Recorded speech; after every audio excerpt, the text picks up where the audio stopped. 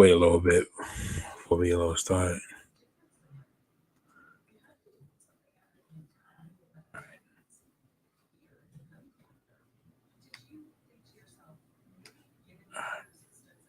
I'm going to get started right now.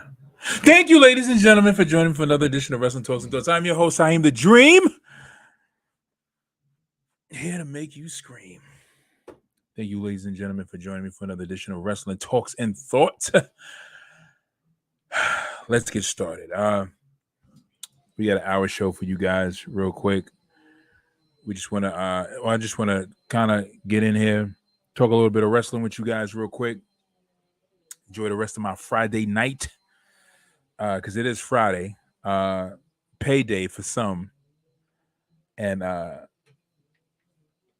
may not be payday for some, but yeah, Friday night, baby, Friday night SmackDown, the return of Roman Reigns. He has come back. He did not beat up Jimmy Uso as me and as Ant really predicted, as Ant expected, and Ant threw that prediction out there. I was really definitely in the belief of that, because I definitely kind of felt like that probably would have happened, but it didn't happen.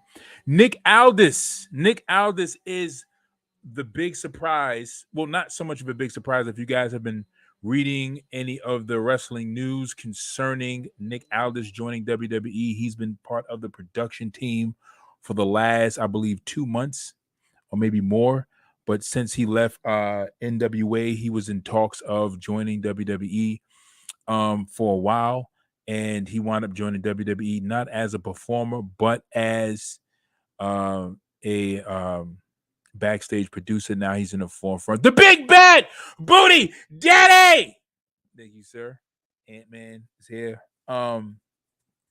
You know, so Nick Aldis is here. We got Henduce here. Yes, sir. So Can you hear me? I get you.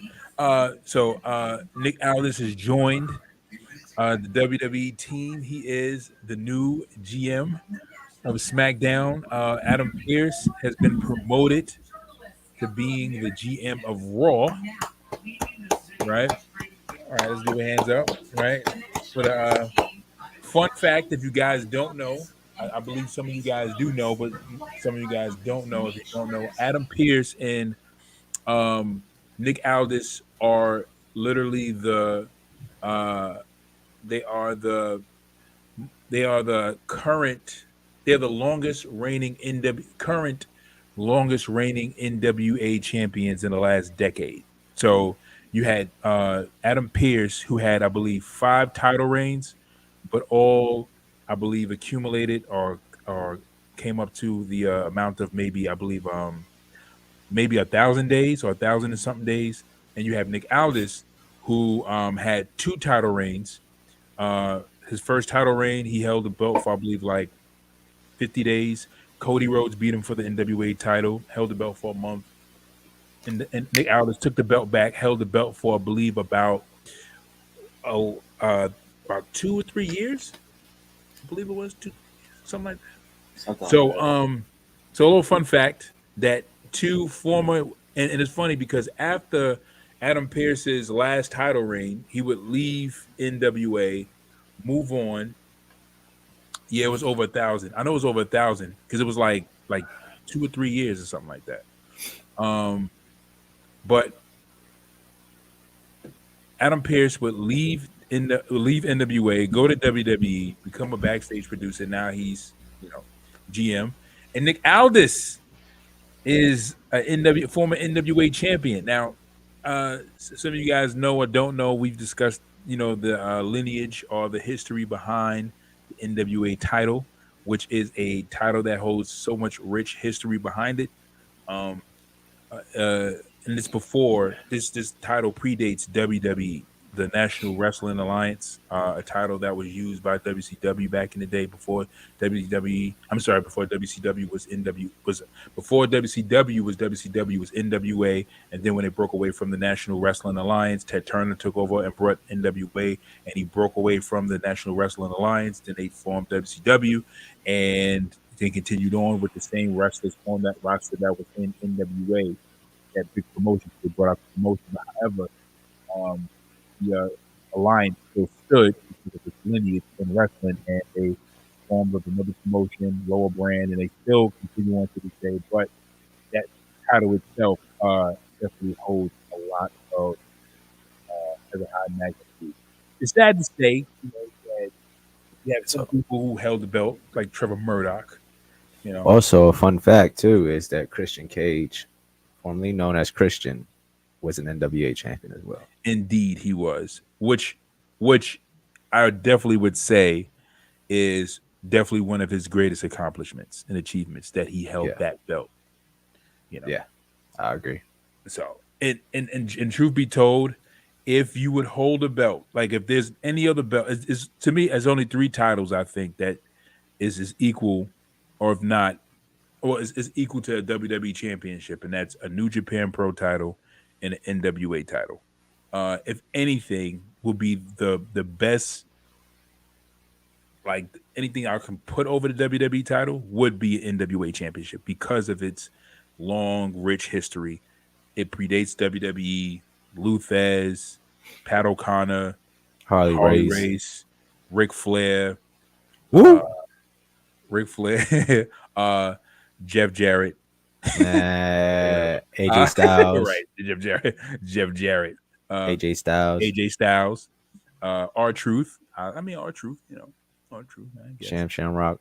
Ken Shamrock, Ken right? Shamrock. Yeah, Ken Shamrock. Ken Shamrock. Yeah. Yeah. So has a rich history. Ant-Man says, AKA Mangus. Sorry, Mingus, AKA yeah. Mangus, who is Mangus, former name of Nick Aldis. Yeah. And becoming a great stepfather. Christian is a great it's a great stepfather.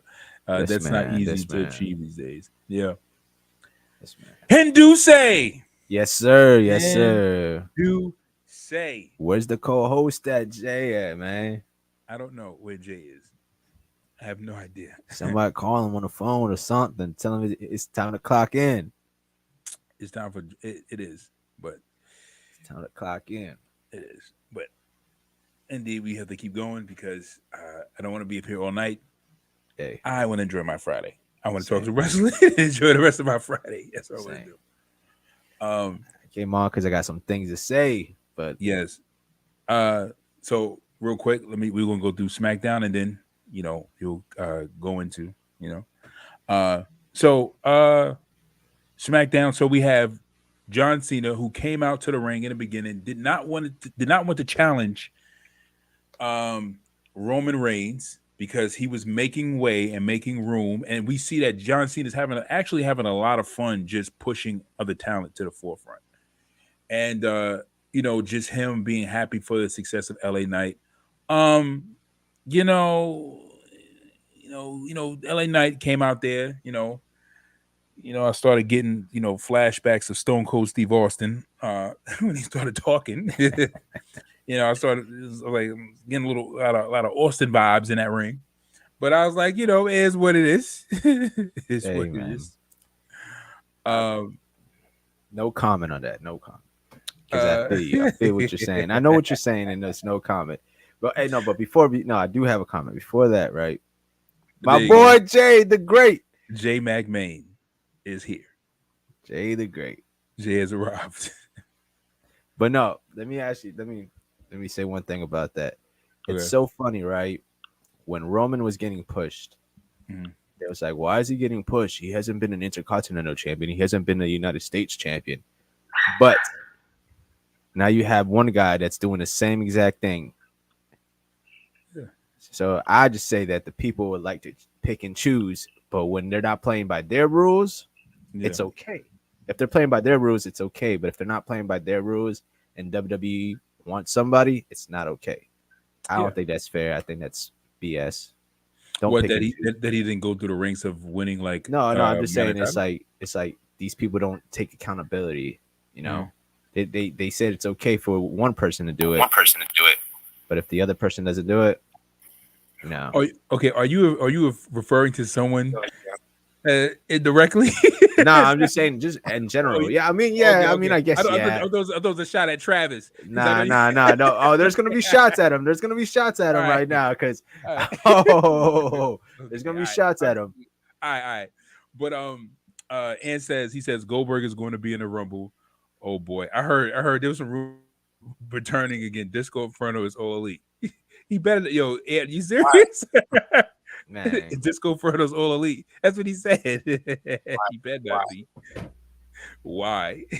um, so I mean, it he wasn't the only I mean, uh LA Knight wasn't the only person, you have This Hulk week will be Hogan. You have Hulk Hogan who, ascended to a world championship main event status. You have Undertaker when he first came, he ascended straight to his first major title. First title Undertaker won was a world heavyweight championship from Hogan. You have Brock Lesnar, Kane. straight to the World Heavyweight Championship. Goldberg, Yeah. Kane, right? Kane. So yeah, you had a few people that WWE, and I get exactly what you're saying. Like there wasn't a build, but and it's true. Whoever the higher ups feel like is hot at the time, or whoever they want to be in the spotlight for whatever reason, they feel that is beneficial for the company or beneficial for how they can use that person. They're gonna do that. And again, to me, I always feel like it always depends on the person. It depends on the storyline, depends on the person. It's always the timing. It's like, is this the right time for this person? Even with Goldberg, when Goldberg came back, to me it was perfect. It was like Goldberg don't need to fight for an IC title. He don't need to fight. He needs to go straight to Triple H. so. So you feel that LA Knight should go straight for Roman, like no No, Rey Mysterio, no US title. I think he should. I mean, it's what I'm saying is that is a lot of people pick and choose of who wants to, they just pick and choose and they don't take accountability. Like Roman Reigns are gonna say, "Oh, they're pushing us, but they're doing the exact same thing as LA Knight. They're pushing us our throats, like they're pushing it through our throats. Same thing as Roman. It's just like some of these people don't like. Some of these fans don't take accountability of like if it's not who they want to be the top face, it's a problem. But at the right time, Roman Reigns, when they took him out the Shield, they should have not have disbanded the Shield. But at the time, we needed change ASAP. You know, they wanted a face. They wanted a face, and I'm sorry, I don't have no problem with indie wrestlers. But if you put CM Punk or Daniel Bryanson, they're not WWE type of face. They could be like TNA. They could be AEW or New Japan or all these other ones, but WWE is more of an action figure. You need a action star type of look. The Yeah. A factor. I mean, so the thing is that I think so I think the thing is I believe it's timing, I believe it's positioning, I believe it's timing, I believe it depends on a person. Like if we're saying like Roman Reigns, like when Roman Reigns was being pushed for the main event picture, right? Roman Reigns wasn't ready because the fans wasn't willing to accept him being a babyface. He was supposed to be cheered. He was supposed to be adored. He was supposed to be loved. He was the guy they're supposed to rally behind to take on Brock Lesnar, the big bad anti-hero. And who at the time Brock was a villain, but Brock is never really a villain. Brock just does whatever he wants. You know what I'm saying? So you could cheer for Brock, you could boo Brock, whatever you could do. But that Brock is always a polarizing character, but always for the benefit of just good entertainment. That's who Brock is. But he wasn't ready because nobody was cheering him. You know what I'm saying? Like, I mean, not nobody, but he had few fans. So it wasn't time for Roman. Even though I wanted Roman to win the belt at that WrestleMania and he lost, you know what I'm saying? He wasn't ready because his mic work wasn't good, his character work wasn't good. Even now, like even though Roman is the tribal chief, Paul Heyman has given him the leisure of not having and the leisure and taking away the pressure of him not having to say so much. So it's easy for for Roman to go out there and give simple one lines and not have to have catchphrases like yeah, or let me talk to you, or what do we have to talk about, or A Town Down, or or saying popular catchphrases to really catch the crowd. Is because he already has Paul Heyman doing that for him. But if you take away Paul Heyman, right, and you just had a heel Roman Reigns, people would still see like how much lack of charisma Roman has as far as him conveying that through his character. Roman Reigns, again, he's still one of my favorite wrestlers. But Roman Reigns, but the truth of the matter is, and somebody's gonna argue, somebody's gonna sit there and say, "What do you mean Roman Reigns doesn't have charisma? He's the tribal chief. Look at him right now. He's been champion." And somebody will say something totally irrelevant to the factor of him giving you a great character has nothing to do with WWE deciding to have him hold that belt for such a long time. It's just that the angle that works for him is him not having to say much, him having somebody say what needs to be said for him, and him just working great in ring matches. But again, it says Daniel Bryan had the greatest Mania moment ever. And he says, "A Town Down has to be the greatest catchphrase ever." I kind of disagree on that one. I mean, he does have a catchphrase. Acknowledge me. He does have a catchphrase, right? But true, he does have a catchphrase. But even without the catchphrase, like, I mean, he's acting. To be honest, he's playing himself. To be honest, at that time, he's playing himself. Have you ever seen his promos in FCW? Who? Roman Reigns. Yeah, were they good? Yeah, they were acting just like what he is right now. They were more of a. So I mean, he had that. I mean, great. They were great. They were average at best. I mean, it's because he's starting off, man. But he was having that though. He's having that charisma. He's playing himself. That's what he always have said. He always wanted to be the villain. He's playing himself. Yeah, the cocky. He did that with the Usos when they were growing up. He was always acting like he was better than them. Yeah, I mean, I guess he had. I think he has charisma. He has the effect. He has everything else. That's the reason why they wanted to push him, and I believe, and I could see it. I could see it when he first had a shield. I could see it, man. Long hair, dude. The dude that actually is tall enough and weighs 260 pounds, like The Rock, Stone Cold, the Triple H. Those type of wrestlers. That's the closest they wanted to get to with John Cena, Batista. That's what I'm trying to tell you. That's what WWE's face of the company is now. Well, hold on a second. JJ, you want to say something? What you want to say, Jay? I was gonna say, yeah, like Henry was saying, like Roman definitely, like out of the Shield, he was the most, noticeable, the one that stood out. I'm saying the most out of all of them. You know what I'm saying? Because crazy, and maybe because he was bigger than Dean and Seth. But he definitely did stand out. I think he was the most known member of the Shield during that time. But I found it funny tonight when Roman came back and he was like, "I've been going all this time, and you finally got them to change your name. That's cute." but yeah. But what I did like about SmackDown, I don't know if y'all touched base on it yet, but all the interactions that kind of took place throughout the night, it was just kind of like, okay, so when I found out. Wait, hold on. Before you go into that, hold on a second. We just need to finish this real quick. Wait, hold on a second. Okay, so out of all the Shield, right? The person I think out of all the Shield, natural charisma, a person who grabbed the mic, got on the mic, and just pretty much gave you a great character. Dean Ambrose. Dean Ambrose had the most charisma. No, he had two parts though. Naturally, which one do you want? Which one was it? There was the first one when they first came out the Shields. Dean Ambrose was not acting crazy when it was coming from the Wyatt family. Like when it was going to the Wyatt family beef, that's when he started acting like the lunatic. Which two? He had two stages. The beginning where he's like the United States champion, the leader. We thought he was the leader, or are you talking about when he became a lunatic?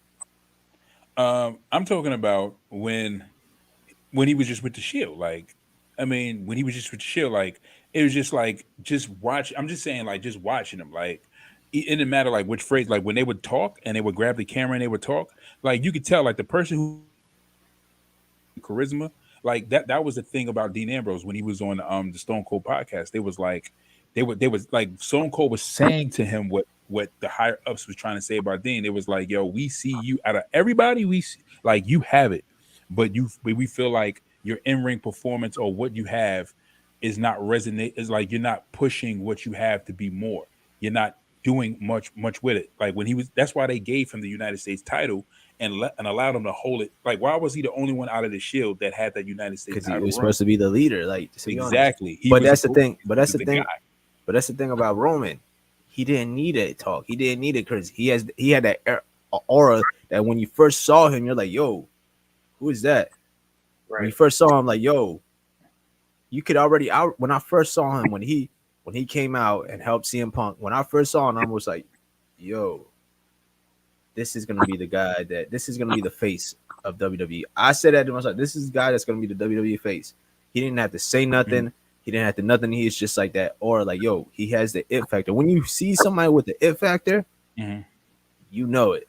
Like, right. But the thing is that there's people who look like Batista looks like the guy. Batista looks like the guy who can beat Brock Lesnar, right? Yeah, Batista the aura. He has the aura, right? But then you look at a person like Mason Ryan. Mason Ryan. Mason Ryan. I was like, oh, okay. No. Yeah, he's right. You look at somebody like MJF, because we have to come from a perspective of looking at them prior to who they've grown into. When you look at MJF and you look at Batista, somebody show you a picture of MJF and they show you a picture of Batista. The first person you're gonna look at him, you're gonna look at Batista and be like, I'll go with him, right? But then when you see them work, you be like, no, MJF is the guy. You know what I'm saying? Like, so Roman Reigns, he has a look. He has a natural look that just says, oh, he looks like the guy. But if we're comparing him to Cody, Cody's the guy. Cody's the better choice. Right, I got a good example for what you just said. So if you put two pictures next to each other, right?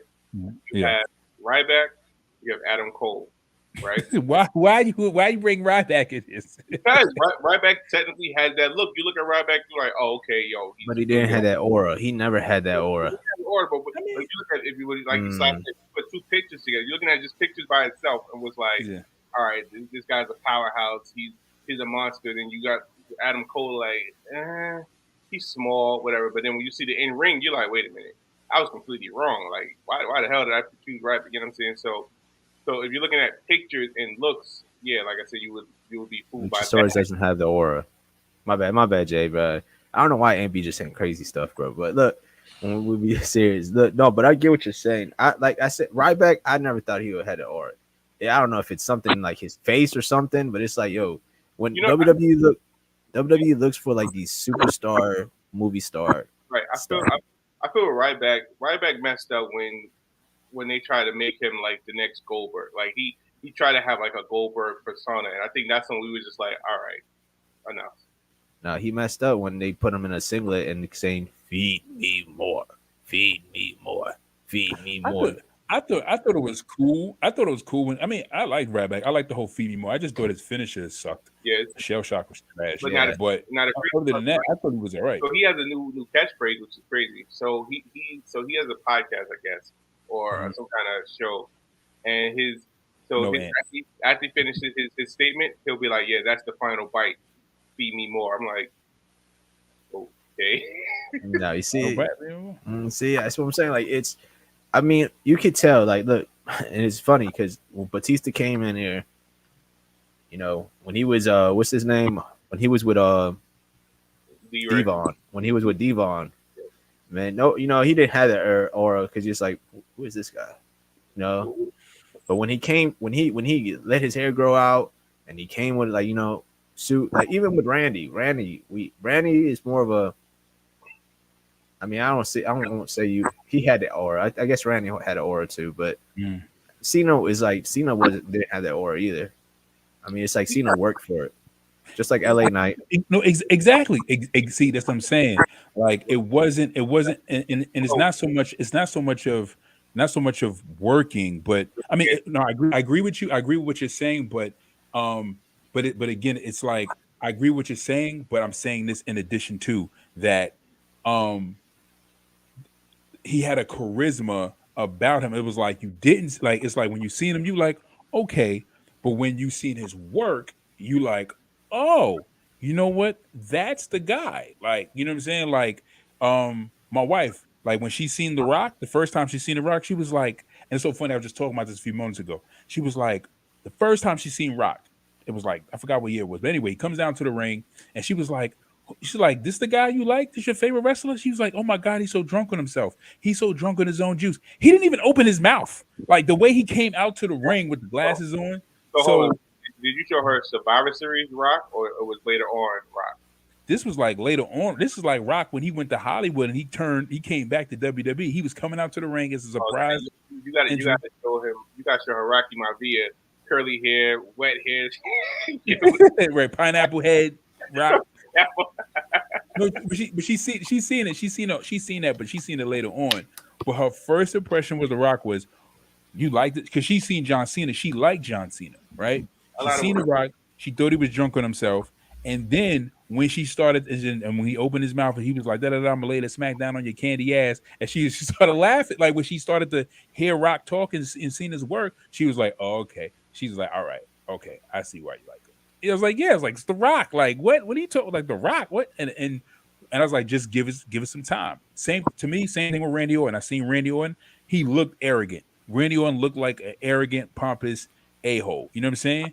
When I really watched him and gave him that opportunity after he won the belt off of Chris Benoit and started to watch his work, I was like, oh, man. I was like, wow. So this guy's amazing. See, I actually knew he was the guy before. Like when he was actually in that match with Benoit, I'm like, he's gonna beat Benoit. I was watching my grandmother say, "You think so?" He's not. I said, "Nah, he's gonna beat Benoit." Mm-hmm. And when he did, I didn't think he was gonna beat Benoit, but they put a trigger good. They put a trigger on that one. That's what made me watch it because he beat Benoit. He put the trigger, yeah. It was too because I feel like also, you know, I think what would really like put the catapult on him when he was the legend killer, spitting in people's face and you know what I'm saying, like just being real disrespectful. I'm like, all right, this little pump his ass. You know what I'm saying? Like he's gonna be it. Like they defend I guess the WWE manager likes him, and I think he's gonna be the next guy. And truth be told, he was kind of. I guess he kind of. I seen when he first appeared on SmackDown. When he first appeared on SmackDown, I saw not like right on his debut match, like right before. Like I think he had a promo. I don't remember what type of promo it was, but I saw it. I was like, all right. I mean, I went down the list of the WWE face of the WWE checklist. He has the aura. He has the movie star looks. He has, you know, I mean, he's tall. He's the same at six something. You know, he's in the right weight as a heavyweight. I was like, all right, he has the aura. But when he had I don't know who he fought, but he had a squash match or something. No, he won that match. But when he fought Brock Lesnar, and Brock Lesnar just squashed him, I was like, damn. Who you talking about? Ready? Yeah. This is like his first. At first, like I was like, okay, yeah.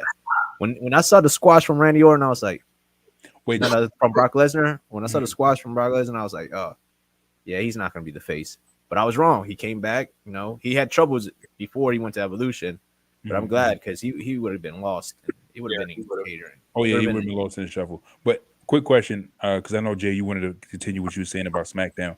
I just wanted to go back on and touch on that topic real quick before we kind of moved on. But quick question, real quick. But hence the question, right? Roman Reigns. If Roman Reigns was the cut a promo, and Jericho was the cut a promo, who would you think would cut a better promo? Jericho. Yeah, he's Roman a veteran. Reigns, huh? It's a veteran. Right. If Roman Reigns and Austin Theory cut a promo, who do you think would cut a better promo? Roman Reigns. You niggas is lying. Lying. I say Roman Reigns. Roman Reigns. Lying. All right. If Roman Reigns was to cut a promo and Cody cut a promo, who do you think had a better promo? Who you say? Repeat that. If it was Cody or Roman, who would you think had the better promo? Cody. Against each other? No, just cutting a promo. No, Cody. I mean, but because again, Cody has right. experience. Right. You talk about Cody. Cody's dad was the king, the promo, one of the promo kings. No. You can't factor that in because Roman Reigns has been in the business for like over 10 years already. He has enough experience. Yeah, but he hasn't been there as long as Cody. No, you can't make excuses for that. Now you're not making excuses, but you got to think about it like obviously the longer you're in WWE, the more practice and the better you get with your promos. See, you can't ask us that question because we already know Roman Reigns and Cody. That's like all right. That's like saying if Piper was still alive, right? Piper and Roman cut a promo. There's no way you're saying Roman's cutting a better promo than Piper. Right, but the fact of the matter is, if Roman Reigns, if Piper had the same amount of years as Roman did at the same time, and they both in the business for about like 10 years or whatever, right, together equally, who would cut the better promo? If by appearance, like if just looking at them. Not looking at them. If Roman Reigns had 10 years in the business and Piper had 10 years in the business at the same time, and they grew up and they rose up through the ranks at the same time, 10 years, right? And they both cut a promo, who would you say would more than likely cut a better promo? Piper. Yeah, Henry, I don't know why you're thinking about this. No, because it's like because y'all are saying that Roman can't cut a promo when he can't cut a promo. Like I've seen it in the past, he cut a promo. Roman has great promos. I'm not saying he doesn't. Right. But you're saying because you're comparing to great promos. That's no. No, I am because listen, bro. He has to be included in that equation. Like if we're talking about a person who he's considered, Roman Reigns is considered a great. He's a living legend right now. The guy is like almost 3 years in the title reign. He's a living legend right now. So he has to be compared to those greats. But to say that, oh no, you can't compare him to Piper because Piper is like, no, bro, I compare The Rock to Ric Flair and to Hogan and to Macho Man and all other guys. Of course, 100%. So let's look at longevity, right? Mm-hmm. You got Brock Lesnar and Austin Theory cutting a promo. Who do you think is going to cut a better promo? And remind you, Brock has way more years experience than Theory. I think this is what I think. Okay, to answer your question, who I think will cut a better promo? In my opinion, I think the crowd would be more in favor for Brock because he already has the crowd control. No, don't just Listen what I'm saying. This is what I'm saying because I would honestly tell you, like if I heard Austin Theory cut a promo and then Brock Lesnar cut a promo, like Brock, real quick, Austin Theory's spot with The Rock, I thought it was great. The Rock went to go say what he says, and he was like, it doesn't matter. You know what I'm saying? Like, that was funny to me. It was hilarious to me. The fact that Austin Theory was able to stand up there, be cool, be calm, be Austin Theory in front of The Rock, that was a great spot. That was a great moment. That's why that moment was so good, because Austin Theory never broke out of character. But if you would ask me, I think that Austin Theory would cut a promo equally as good, or if not better than Brock. You know what I'm saying? That's just my opinion, but the fans would say they would go for Brock. All right, I got a question. Do you think that Undertaker cuts good promos? Not really. Thank you. He does not. Hit or miss. His promo against Braun was pretty good. I mean, they are hit or miss because I remember his when he beat right before he became the dark the Lord of whatever it was. He had like a bad, like American badass moment, like right there, and like right there. I don't know what promo it was, but he came with his his street clothes, and when Undertaker is himself, he cuts a good promo. Back to Roman Reigns, when they first pushed him as a single, you could tell he wasn't comfortable on the mic because you could tell he's not being himself. That's like saying this right now. That's like comparing to who would you compare is the better who has the best promo? Okay, John Moxley, or Roman Reigns. John Moxley probably could have been AEW. Bro, John Moxley is horrible, bro. I like that's the thing. John Moxley is horrible but he has charisma, but he's horrible on the mic. It's just like Eddie Kingston. He's horrible on the mics. Like they're trying too hard to be real. Yeah, I think with Eddie Kingston, like his promos is more. He tries to be real passionate with it and try to make it like a real life scenario. but it's like it's kind of like, all right, it's kind of forced. Like sometimes like, oh, okay, but it's like, you know what I'm saying, like, you know what I'm saying, like he'll make a promo like, I'm not supposed to be here because I'm fat, I'm not a shape, I'm not who you guys think I should, you know what I'm saying, like that. That's basically what a lot of Eddie Kingston's promos, you know what I'm saying, are to me. I mean, yeah. I mean, yeah. I've seen like when Eddie was going back and forth, when Kingston was going back and forth with Punk, it was just like it was good. It was pretty good. Truth be told, it was pretty good.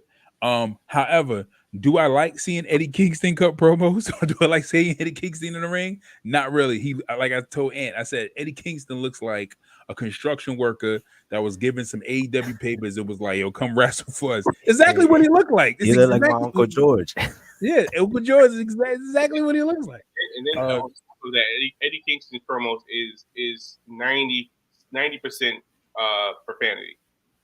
Same as John Moxley. Roman over Cody with the promos. Ant, you need to stop capping. Ant's capping. He said Theory cuts the best promos right now. But the fact that Theory cuts great promos. Theory's work is like right there. Like Bobby Lashley, one of my favorite wrestlers, terrible at promos. It's a hit or miss. It's a hit or miss with him. It's a hit or miss, but most times it's like only when Bobby's referring to real life situations, like how Undertaker is just really being himself and natural. That's when the promos are a little bit better. You know what I'm saying? They're a little bit more, better than average. You know what I'm saying? But if we're talking about like Bobby Lashley going out there and cutting a good promo and, you know, trying to like really get down to the nitty gritty, he's going to give you a good or decent promo. But when he was doing his work against Theory was cutting better promos. Like his work was better. But Lashley's one of my favorite wrestlers. I love him in the ring. I want him to be a lot more successful. But you see the difference between Bobby managing the Street Profits and how MVP was managing Hurt Business. Like his MVP charisma. One of the guys I felt like should have won a WWE championship years ago. Much charisma. He had too much charisma. Who MVP? Yeah, he had too much. Like if he would have notched it down a little bit, just a little tiny bit. I mean, yeah. Too much. Not as much as Eddie Kingston, but too much. It's just wow. Just drop it down just a little bit. Just drop it down, man. Just a little bit. Not a lot. Just a little bit. I thought he was perfect. I thought he was great, man. But I mean, I always felt like he should have been one of those guys. He was one of the guys I felt like that was robbed out of not getting a world championship run. He was always he was ready. MVP? Yeah. Nah. He was a great. What are you talking about? He was a great wrestler. Nah, you know who got robbed? Good. You know who got robbed from a WWE championship? Who? Shelton Benjamin. I can't see him more than Mitch Carter. I mean, Mitch Carter. That's like Kofi. That's like Kofi. You can't say that. That's like Kofi. You can't say that's like the same thing as Bryan Danielson. Kofi, you know, Kofi's another one I really didn't see as championship material. Honestly, like if you would have asked me before, like, do you see Kofi? I would have never said, yeah, he's gonna be champion at some point. You know what? The only reason why I felt that way is because Kofi was black. When I seen him, I was like, oh, you know, like this guy's, you know, he deserved it. Kofi did deserve it, man. Kofi, yeah, of longevity, but he's long. Kofi was in the trenches. Kofi was in the trenches. Oh, yeah, he was. But again, I wouldn't look at Kofi. Like when Kofi first came out, or during his reign, I wouldn't be like, all right, yeah, I could see him as heavyweight champ. Like I would have seen that. The only thing that stopped me, I was like, okay, I see them doing them now, but like you said, because it's like the bulls behind them. But before Kofi anything like that, I would have never said Kofi would have been heavyweight champ. Like when I seen him when he came out, I remember when he first showed up on WWE and he did his little promo, his island promo, this whole Jamaican thing. I was like, this guy got something. I said, but I don't think he ever gonna be champion. You know, I was like, he's black with dreads. I was like, you see what they did to Booker T. I was like, I don't know if they're going to give Kofi that title for a WWE title. Right. So you know, and what Booker T had to go through in order to get a world heavyweight title reign was crazy. Um, but but what happened was what made me start looking at things a little different was when the New Day started, like when New Day was popping, when New Day was holding it down for those 3 years, and it was giving us the most entertaining material on Raw. You know what I'm saying? Better than John Cena. Like it was just like I was like, it made me look at them different. It made me look at Kofi a little different. I always thought Kofi was a great wrestler, but it was just like when that happened, I was just like, oh wow. And then when that whole Kofi Mania thing happened, I was like, yeah, let this happen. So So that's when I was like, it could be possible. my question to y'all is in let's say in wrestling. Well, yeah, let's all right. First, let's go WWE, right? Mm. Matter of fact, I should put together one of my games. Matter of fact, I'm gonna save. I'm gonna put together one of my brackets for next week, and we're gonna do a tournament of best promos in wrestling, not just WWE, the best promos in wrestling, and we're gonna do the brackets like I did before. I'm gonna put that together for next week. Okay, all right, Brett. Yeah, bet. So, wrestlers who cut the best promos and in comparison. Would you have them like would you have them in like groups like say you got the WWE group, you got the AEW group, Impact group, I might then, do I might do WWE side and I might do AEW side, and then at the end it'll be the best that we pick from WWE and the versus the best from AEW, and You then should just mix it up and just put whoever. Yeah, just put whoever. Like, I mean, if they AEW, I mean, don't like make it AEW. Just be like, it could be MJF, you know, compared to Roman Reigns or something like that. I mean, it could be, right, you so know, that way. yeah. I mix up the bracket. So I'm gonna do a bracket next week, and but it would be dope if you do one side AEW. But I get what you're saying too, side. So I mean, yeah, I'm down. I mean, because if you just do all AEW and then you do all WWE, and then it'd be like at the end you're gonna compare like the last two. It'd be like, but what if we just put them all together and just you have a random AEW guy versus a random WWE guy? Then it's or just two AEW guys, then two WWE guys. It just mixes up. You know what I mean? They already think we're just a WWE. We're a WWE podcast anyway. So yeah, I feel you. Yeah, Yeah. I mean, they get mad at our preference, so I guess. But I understand. Look, I'm trying to open my mind. I'm trying to open my mind. I started watching Dynamite again, so I'm trying to. All right. So for entertainment purposes. So right now, let's just do WWE by itself. Who in WWE right now do you feel gives the best promos, or is the best at promos right now? The best at promos. We talking about wrestlers or managers too? Anybody employed in WWE? Paul Heyman. One person. One person. Paul Heyman.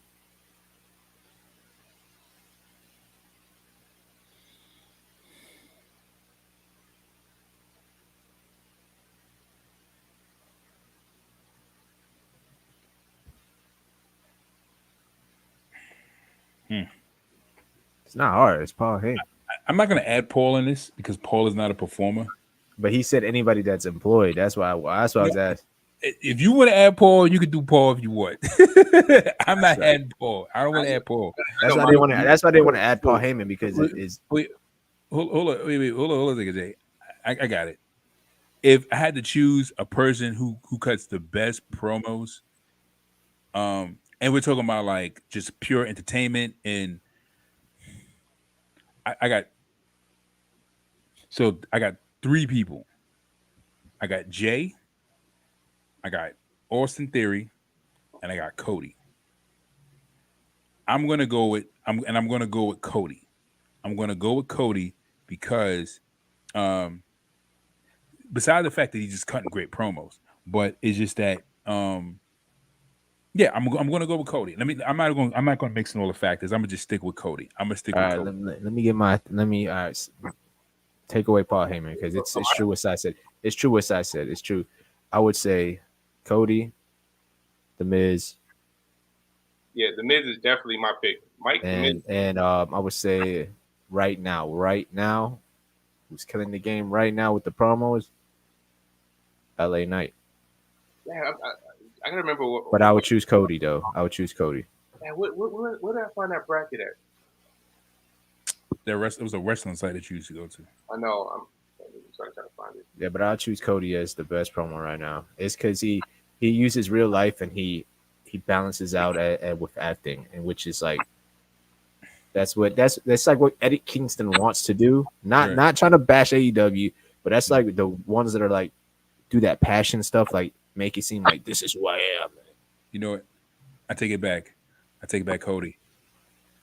The Miz, yes. Yeah, the Miz. All hands down. The Miz. The Miz has always been one thing about Miz. He's always going to be hot on that mic. That's why I always liked him because Cody, he was.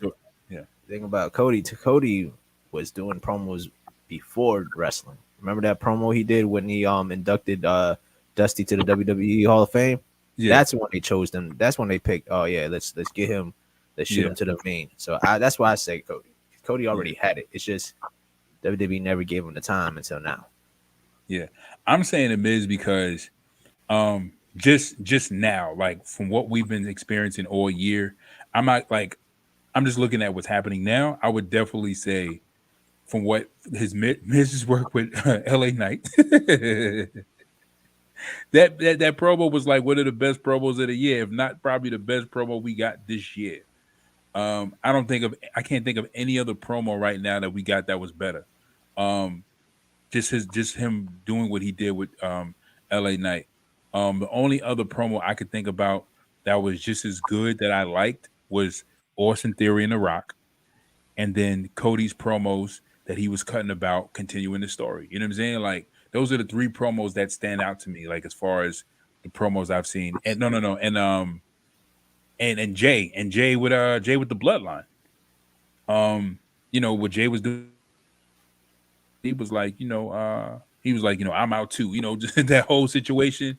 Then him coming back after being screwed out of the title, kicking his brother, you know what I'm saying, cutting a promo. Then his promo with Paul Heyman, he was like, if I'm out the bloodline, you out the bloodline. Like it was just those moments. And then, so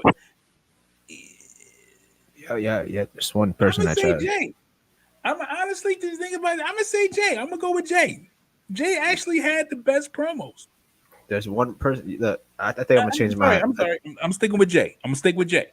I think I'm gonna change my top three because the Miz is just like Paul Heyman. I mean, he's up there. I would say right now in this whole year, I would say Cody, Sami Zayn, okay, and right now LA Knight.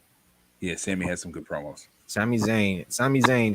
I'm sorry, Jay and Jimmy. It's like, I mean, they got charisma, but it's like they're still getting up there. They're still trying to be a single promo guy, like because back then, I mean, Jay's good. I'll say those three. I would consider Jay in the top 5 right now. In the top 5, the Usos in the top 5. But out of those doing their thing, those 3 guys, and I would choose Cody. Yeah. Who would you choose, Jay? The Miz. 3. Yo, who's your top 3? The Miz, obviously.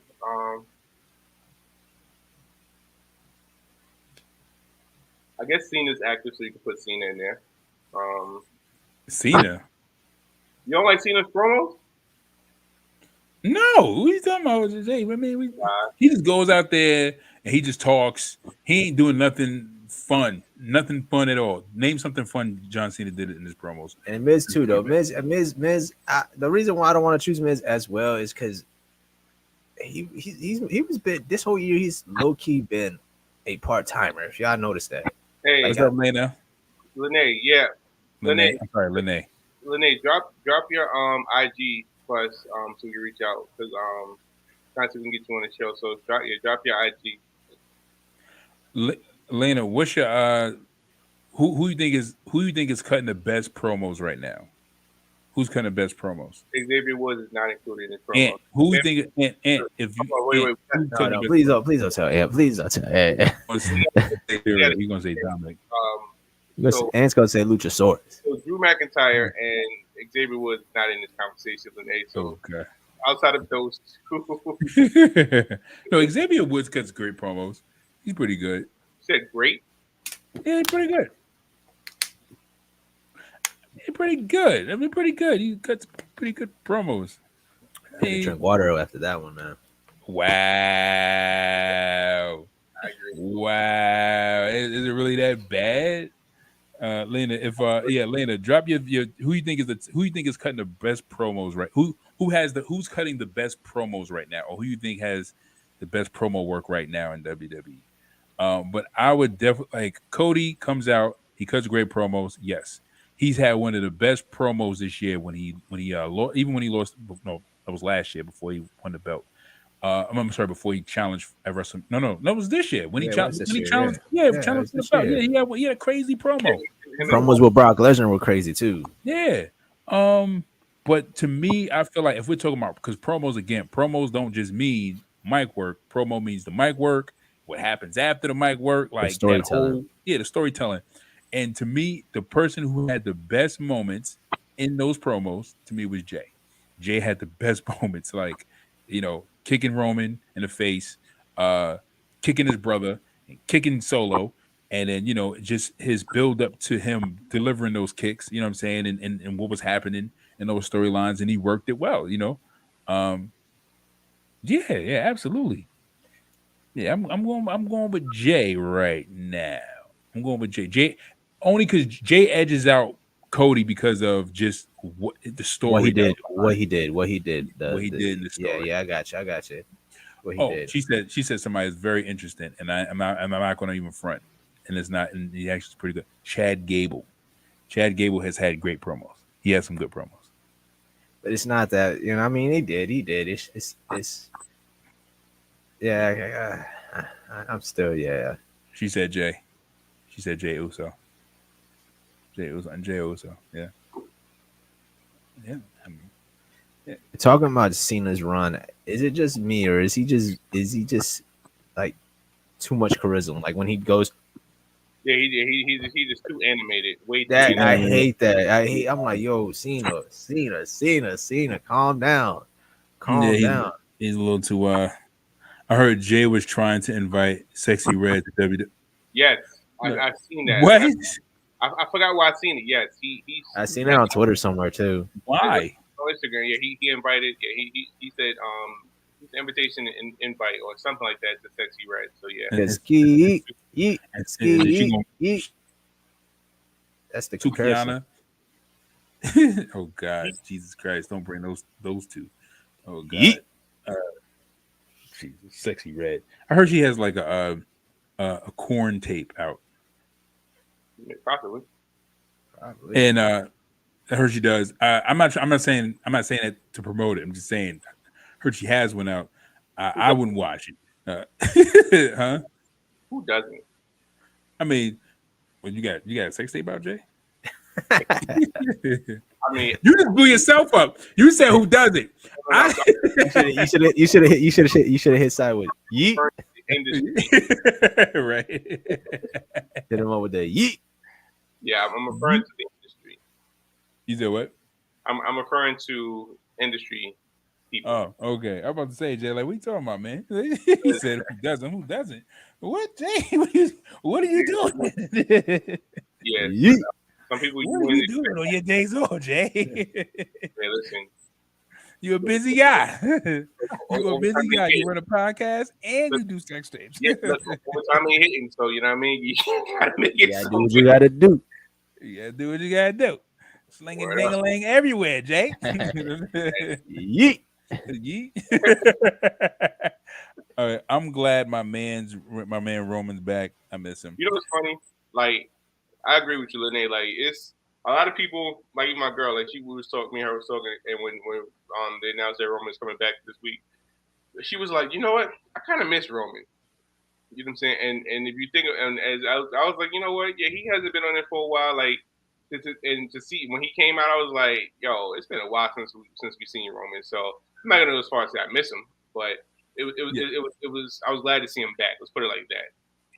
I say it like this. I'm gonna throw this at Ant real quick. So me and Ant usually, so we have this, or let me say me and Ant, but we have this running joke where we talk about Jeff Hardy sleeping. And as we talked about this on the podcast about how Jeff Hardy, Man, y'all gotta stop hating on my boy Jeff, man. Y'all gotta stop hating on my boy Jeff, man. Whenever Jeff gets into a match, right, with somebody, especially tag, but he gets a tag match, right? You always notice that in the first 5 minutes of the match, bro, y'all gotta stop Jeff hating on Hardy, my boy Jeff, man. Y'all you gotta know what stop. happens. He Y'all takes gotta a stop big hating on my boy spill, Jeff. and for like I kid you not, like 10 minutes, like the match would be like 20 minutes. He'll take the first 5 minutes, he'll take a big spill. And like 10 minutes of that whole match, you will not see Jeff Hardy. I'm The laughing last because it's 5 minutes, right, Jeff right. will pop up out of nowhere, hit a swanton bomb, and win the whole match. He'd be like, "Yo, where was you at this whole time?" You're right. That's why I'm so laughing. He's getting beat up in the corner. Bro, y'all gotta stop joking around. about boy Jeff. Like he come up out of nowhere with a daggone swanton splash. I'm like, "Oh, get out of here, man! You was even in. Like, were you even in the match? Like, why are you here? Like, right? I don't. Did he ever do that in WWE? Yeah, Jeff, nah.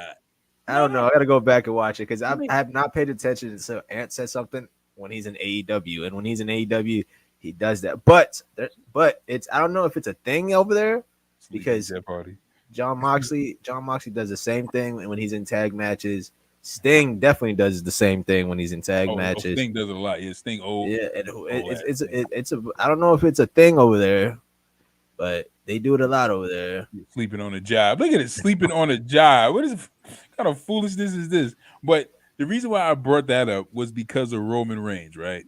Roman Reigns, you have Jeff Hardy taking naps during matches, and you got Roman Reigns taking sabbaticals every other pay-per-view. It's like every other pay-per-view. LA Knight said it too. This guy's like, he's a weapon. I said LA Knight said that in his promo today. Word. I'm like, yo, bro, like after every other pay-per-view, all of a sudden you missing for like 2-3 weeks, and then you come, and then it's like when you show up on Raw, like 2 weeks later, it's like, oh, the tribal chief is. I'm like, bro, like what we talking about, man? I'm like, yo, give them titles up, bro, because now it's like what? Oh, because you're so dominant, there's nobody else. I'm like, bro, defend your title. Like Seth Rollins is out here trying to fight on a Monday Night Raw.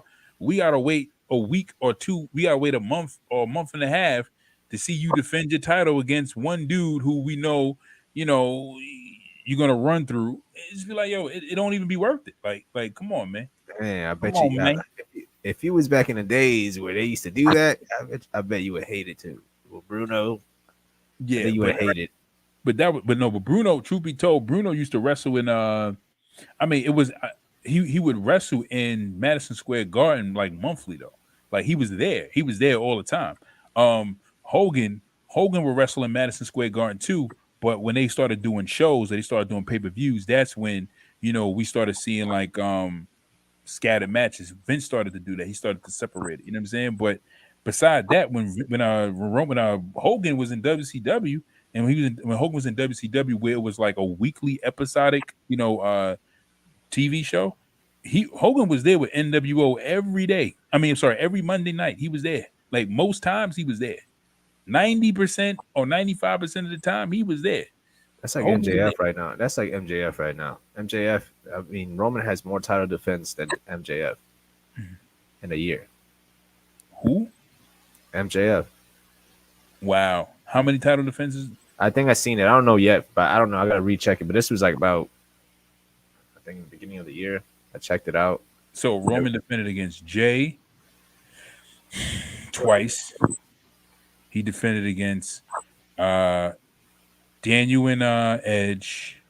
No, that's Cody, Kevin Owens. Who else? Huh? No, so we talking about this year alone. I'm just talking about just like the title defense, title rings all together. Out of three, but we can't really. So MJF had the belt for a year now, if that. Yeah, about a year. All right, so all right, let's just go based off from October to October. Roman defended against Jay twice. He defended against Kevin Owens, Sammy twice. Logan Paul, Edge, Finn Balor. Right. Who else was Roman defended against? Kevin Owens Riddle. Twice. Sami Zayn. And then He defended the belt against Riddle. Yeah, he did defend against Riddle. Riddle, yeah. He's defended it against Ray. Lena says, why was Rhea talking to my man on Monday? Who? Jay Uso? Mm-hmm. Oh. She said, I heard Cross is supposed to have a match with Bray at WrestleMania 39, but he got scrapped. Yeah, I was reading that too. I saw the article. I didn't read it, but yeah, I saw that as well. Yeah, he said it in one of an interview. Let's see. Hold on a second. We can pull up the list. Title defenses. AEW Championship. I'm looking at Roman's title defenses. All right, let me see on that. So, because whatchamacallit has been champion, was it? I think it's close to a year. MJF has been champion. And Brock Lesnar, he fought Brock Lesnar like 5 times. Yeah, about 20 times 1 month. Yeah, so he's creeping up on a year. 325 days, MJF. Yeah, 325. Sami Zayn, Goldberg, Finn Balor, Braun Strowman. No, that was 2020, my bad.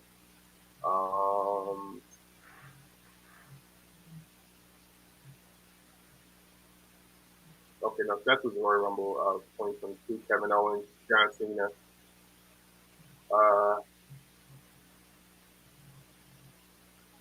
Riddle, Brock. Cesaro was 2021.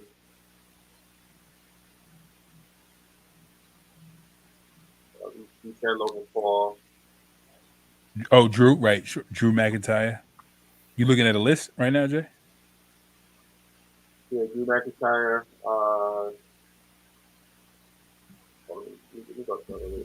They're ranking his. All right, so MJF had Ricky Starks. That's 1. Bryan Danielson, that's 2. Okay. I'm gonna pull up MJF's list. Jungle Boy, Derby, and Sami Zayn. So that's his 3rd title defense.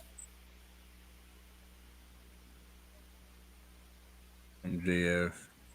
Hiroshi Tanahashi.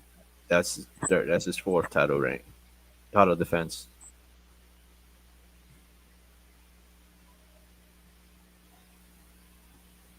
Ethan Page, that was his 5. Adam Cole at 6, and then Samoa Joe. He had 7 title defense in a year. And how many title defenses did Roman have? We got Brock, Goldberg, Seth, Brock, Sammy, Finn, Cena, Edge, Ray, Cody. Ray Mysterio? Yeah. Yeah. I didn't remember that. Yeah, I forgot about that. You said who? Jay Uso.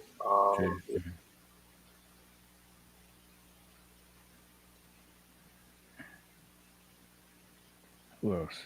There was Edge and Daniel Bryan. So Roman had 27. He defended the title 27 times in over 930 days. That was from 930 days, 27 times. So he's not doing nothing. I mean, 7 title defense in a year should be. I mean, back in the day, it was every pay-per-view. Right. It was like, yeah. I guess that's why we're used to that. We're used to that. We were raised in the Attitude Era, so we're used to those title defense. Every pay-per-view, there's a title defense, and I get it. I get it. But then I do understand.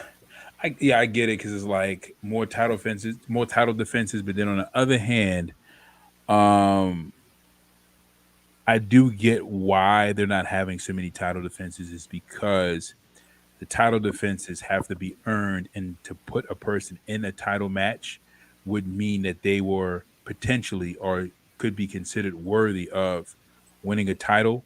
And then on the other hand, if you keep putting the same people, because it's like there's not many people on a roster, So it's like, you know, if Roman Reigns is beating like Brock Lesnar 5 times every time, like defending the title against Brock Lesnar, and he defends it 5 times against him, then he defends it 5 times against Kevin Owens. You know what I'm saying? Or then it's like another 5 times against Seth, and then another 5 times against Daniel Bryan or whomever is there.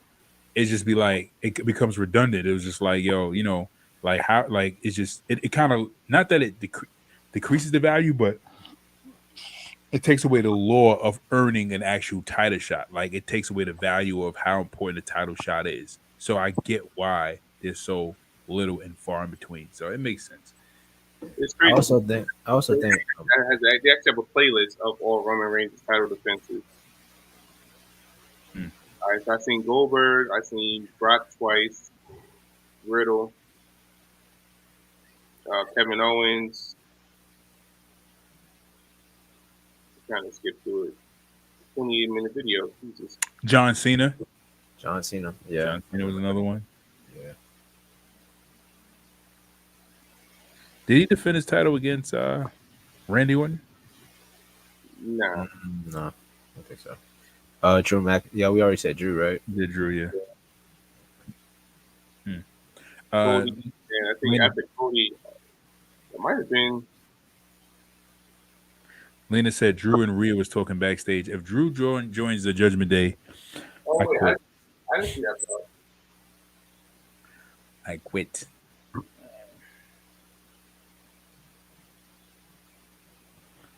But Drew and Rhea, yeah, they probably just talking. I don't think it's gonna be nothing major. And then of course, if he joins the Judgment Day, he's got to be the leader. Yeah, Drew's a loner. Drew gonna be like, I'm the lead, the new leader of the Judgment Day. We need some order around here. I'm like, well, get out of here, man. Get out of here. Rhea gonna be like, you trying to take my spot, brother? Nah. Right. Rhea be like, I wear the pants in this group. Exactly. I wear the pants. But yeah, to touch base on SmackDown real quick, I liked a lot of the interactions. You saw the interaction with Charlotte and Jade. You saw like the interaction with finally some kind of to figure out what the hell is going on with Jimmy. Is he officially back in the bloodline? I guess Roman accepted him back, sorta. Yeah. So hold on. Before you go, let's talk about this with this Jimmy situation. I've been waiting to talk because I don't care about that. My bad if we get canceled or anything, but F Travis. F Travis. That dumbass does not know effing wrestling. F Travis. That dumbass does not know wrestling. Oh man. So the argument was, will Jimmy's solo run be successful? Is he in a solo run? Man, right now he even doubted me because I'm thinking, is he or is he not? Because I thought if you split off of a tech team, yeah, that means you're in a solo run, right? Right. Not a faction. Yeah. Because that's saying Big E, that's saying Kofi were not solo competitors when they won the WWE Championship, when they were still considered part of the New Day. Right. So it was still part of the New Day. So but they were having solo runs, right? Yeah. Yeah, solo runs. That was solo runs. What is wrong with this dumbass that he does not? I swear, if I was, sometimes he makes me want to get my car, go to where is he? He lives in Atlanta, and just run him over, and then make sure he's okay. Just make sure he's a light run over. Just make sure he's okay after. Yeah, but what is wrong with him? What is wrong with him? Oh man. So Trav was saying that they didn't have solo runs because they were part of the group. Oh, no. So what Travis was saying was nobody wants to see Jimmy Uso solo run. That was his argument. He was, because Travis went on by saying, he always says that every time somebody breaks in the bloodline, it's too early. No matter, despite of when it is, he feels every time somebody breaks in the bloodline, it's too early. They could be in the bloodline for 100 years. They break it, Travis like it's too early. It's too early. The storyline's still going. When Sammy got kicked out, you know what I'm saying, he was like, "Oh, it was too early for Sammy to turn." Then now when Jimmy got kicked, when him and Jay, I guess, broke up, he was like, it was too early for them to turn. Nobody wants to see Jimmy in singles competition for 6 months and this, that, and the other. But honestly, it's been since August, and we're in October now, and we've seen Jimmy in maybe like 3 singles matches. But at the same time, he's still, and that's what I try to explain to Travis. I'm like, just because he's not with Jay doesn't mean that we're gonna see him fighting. You know what I'm saying, every week on SmackDown or once or at every pay-per-view by himself. You know what I'm saying? But would you consider him in a solo run right now? Yeah, I would say so because he's not tag team. He had a tag match tonight. You're right. He's still in the prime, but he's no, not. He didn't have a tag match tonight. He didn't have a tag match. He was just part of the bloodline. He has a today, but other than that, it's been. I mean, he's doing pretty good. Like, I mean, his theme music is fire. Like me and my girl debate, and she goes based off her biasism. I don't know if that's a word, but it's biasism. A bias. But yeah, like I really like Jay's theme song. I mean, I really like it. So so Travis the dumbass, and I could clip this video. Trav, you lost the fucking argument. You lost the debate. I give you that CM Punk one because right now we're about talking about CM Punk. I know, but CM Punk thing is 3 weeks ago, you were saying, Henry, you're right. Last week, it was like, oh, yeah, he's coming. This week, he's not. They're just talking. It's not on paper sign. It's speculation that they're saying no. Look who gave that quote. He doesn't fucking read the article. He doesn't read the article. He just sees the damn title. Oh, it's the title. That's all it means. Bro, look at it. Read. Do me a favor and learn how to read. Or if you need a hook on phonics, I'll pay for it. If you need some eyeglasses, I'll pay for it. But just read, my boy. Just read. Honestly, just because they said no, they didn't say no forever. But at the end of the day, with WWE, it also could be a point to kind of like shut down rumors. You know what I'm saying? So to throw people off. Wait. Yeah, he's talking about Punk. Yeah. Oh man, yeah. So let's get into that before we wrap up. Yeah, because I wanted to talk about that a little bit more. I touched on it with Ant because he's CM Punk's AEW, so I had to touch on Henry. CM Punk's not AEW. CM Punk. Well, he was fired from AEW, so it was. I mean, it's related. I mean, he's fired from AEW, potentially transitioning over to WWE. So he's like in that gray area. So I mean, but I just had to touch on it about his potential return because he's a former superstar leaving the AEW. So I read a comment about that Booker T wrote that I believe Ant posted in the group, and Trav posted. No, Ant posted on our page on Facebook, not on the group chat, but yeah, I know what you're saying. I think Ant posted on the status, and then I think Booker T mentions that Punk was fired from WWE. Then he was fired from AEW because of cause, and then he says, "What kind of value would that kind of person?" Walked out. Well, he walked out, but he didn't essentially leave the company. He walked out because of his disagreement with Vince McMahon, and then Vince fired him. He turned him. No. They gave him the papers. They gave him the papers fired. But when they gave him the papers, that's when he said, "I'll never come back," because at that point he was married to AJ Lee. He had finished getting married, the interview with him, and then he was like, "I'm never coming back ever again." I think CM Punk was playing the victim in that situation. CM Punk was playing the victim because who if you walk out at a job, you don't think you're gonna get fired? Yeah, unless your name is Stone Cold. Right. You can take your ball and you can play with it other places and then bring it back to WWE if you like. But in Vince's words, he took his ball and went home. Right.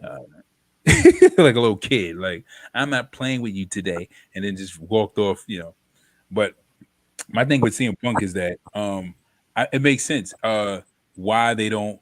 And again, like what you said, Jay, it could be a play. It could be a play where they are trying to play down CM Punk being signed to WWE. They reject his offer. There's no talks, and then Survivor Series comes. Or Royal Rumble comes, the music hits and everybody's like, "Oh my God, he's back!" And I definitely believe that Triple H is one of the people. Triple H loves surprises. Triple H loves to hit you out of nowhere with surprises. Like to announce Nick Aldis was going to show up, I was like, oh wow, okay, you got Nick Aldis. Oh wow, yeah, that was last minute. That was last minute. Like I seen it just today. I was like, okay. And then Jade Cargill showing up. So yesterday, and then you got to think of the references. I think Seth mentioned himself as the best in the world. I think they said Corey Graves said Shinsuke hits a GTS out of nowhere. Never in his career has he did a GTS. That is true. Now they kind of said that it wasn't because of Punk; it was because they wanted to do it. They wanted to do it themselves. And roots and stuff like that. But and also the source that this dumbass Travis is reading the article about is Dave. What's his last name? Dave Meltzer. Everybody knows that he hates WWE. Everybody knows some of his last articles or last quotes. It was like 50-50. He's always 50-50. He never knows what's the inside. Right, and even when he gives his matches of the year, it's never a WWE match. No matter how great the match is, it's always like a AEW or New Japan match. But the man Travis, I swear, I'm about to go grab them keys. That man Travis. Look, he might say, "Don't get the keys. Don't get the keys, Henry. Don't get the keys." I gave him in a group chat so he could shut up. I gave him the win, but really, it was me being sarcastic. But I bet he doesn't even notice that I was being sarcastic. So, hey, Trav, stop being a dumbass and read, please read.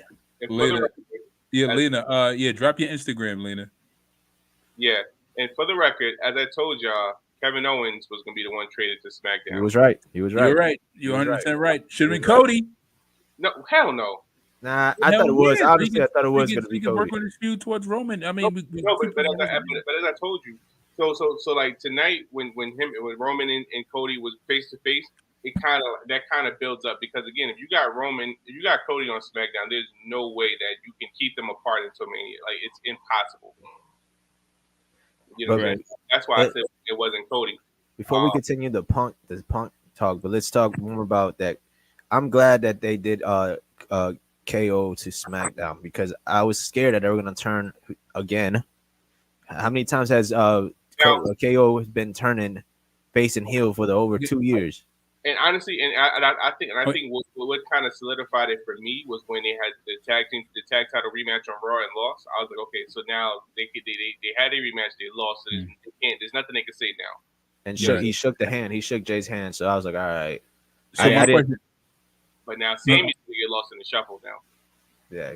So my question is this though: who's winning the Royal Rumble, and who's winning Elimination Chamber?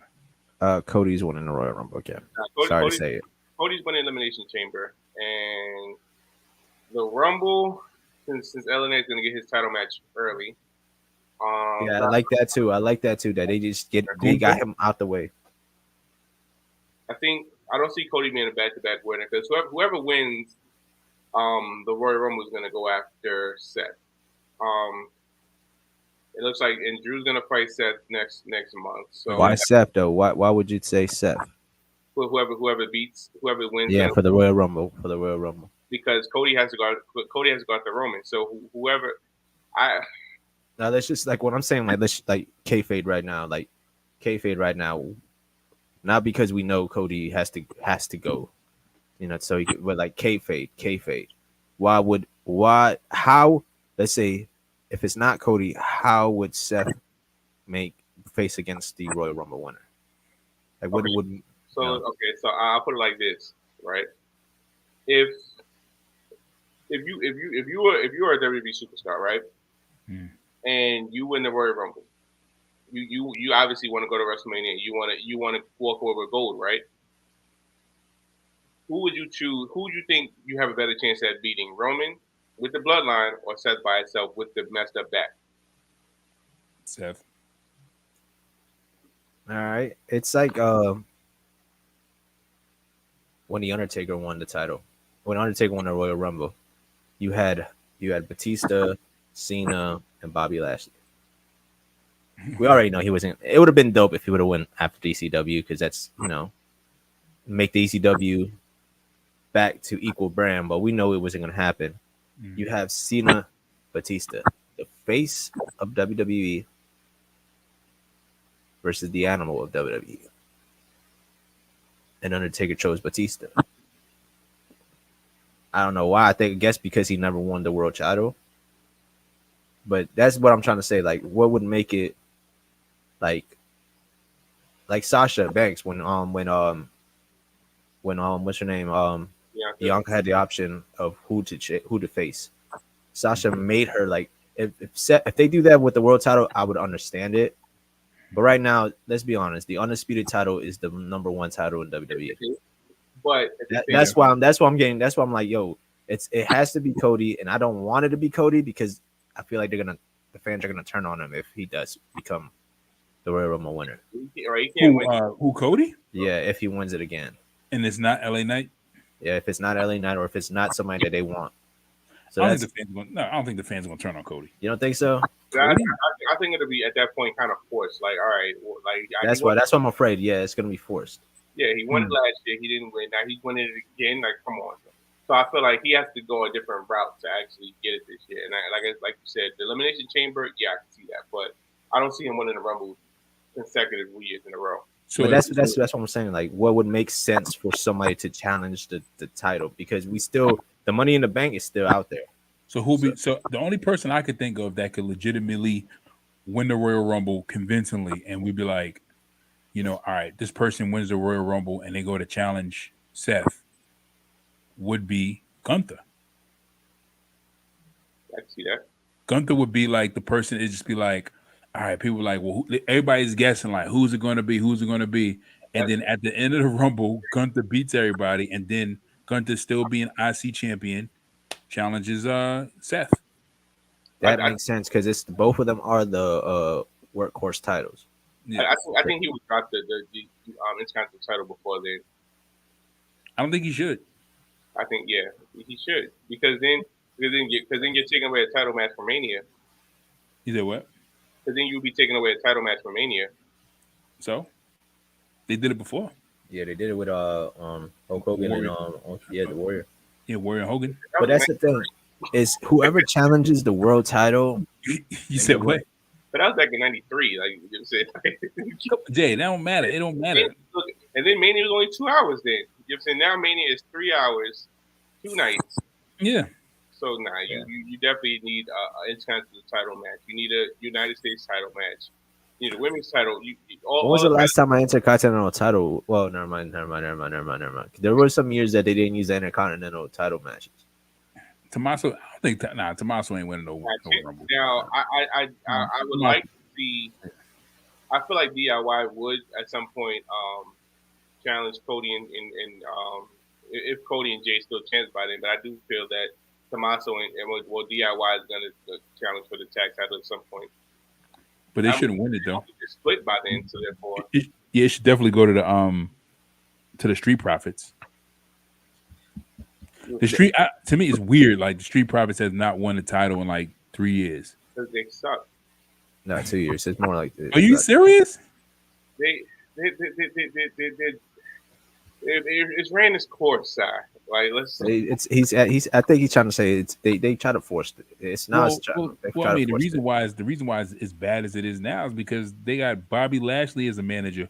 No, it's not that. They needed Lashley. They didn't need Lashley. Why did they need Lashley? They weren't split. To be honest, why they needed Lashley because they were not getting the push that they should have been getting. You were fine without him. How long can you go with the solo cups and running through the crowd? And it gets boring after a while. That's why everybody's like, all right. Because when they got drafted to SmackDown the first time they were tag champs, and they had feuds with the Dirty Dogs, and they had decent feuds, but their whole thing started to get boring. It was like, all right, enough. That's why they were. I guess, yeah. You're right. Their backstage promos were dope in the beginning. It was dope in the beginning. See, it's kind of because the reason why I can't see that's like saying Kevin Owens. It's like similar to Kevin Owens, right? Kevin Owens, great as a singles competitor, right?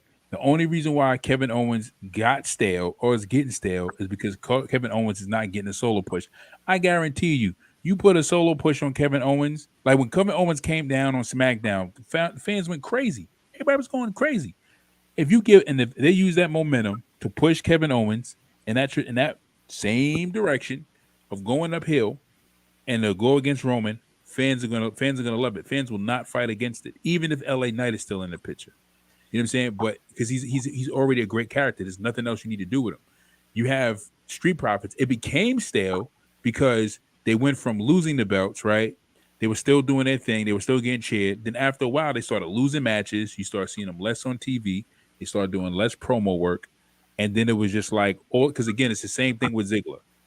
You have a person who's a top baby face who you like. Watch, okay, LA Knight. Watch what's going to happen. If LA Knight doesn't win the title, people going to cheer him all the way up until they get tired of him. And then they go, not tired of him, but tired of the fact that he's not getting that push. And then they just be like, all right, he's never going to win a title. We like him, but, what's the point of cheering for somebody when our point of cheering for him is to be that guy in the limelight? Honestly, I feel like the Street Profits as well as the Viking Raiders never recovered from that goofy whatever gimmick tournament they had. Best friends, yeah. That's They never recovered from that. You know what I'm saying? And I'm not saying the Street Profits don't put in. You know what I'm saying? They don't get good matches. They do. Like when they're in the ring, you know what I'm saying, their matches are entertaining. But what I'm saying is, as far as their whole gimmick and like people like really wanting to see them, they had to change. They had to change something. There had to be some kind of change because, again, like we've been seeing this same song and dance for years. Yeah, but we see that. But I'm saying we've seen the same thing. They haven't changed the thing since they came to the main roster. We've seen the same thing with the Bloodline. What makes it so different? The only thing that makes it different is all of them. No, because ever since they all debuted, every member of the Bloodline has changed some shape, form, or fashion. Like the difference of the Bloodline is we're in tune of the storyline. Right, because even let's look at Roman. You see how Roman started and wait, I'm sorry, I'm going to cut you off, but they have championships. Okay, so let's break this down, right? When Roman came to the main roster, we see him with the Shield, and he was a big dog, and blah blah blah. Now he's just tribal chief. The Usos, you know, we saw them with the face paint and the Usamoa, and they changed. I'm glad they did. Drug dealers, and since now they who they are. Solo came out. Solo. You said drug dealers? Is that what you said? Yeah, they came out dressed as drug dealers. Absolutely. Okay. Solo gang.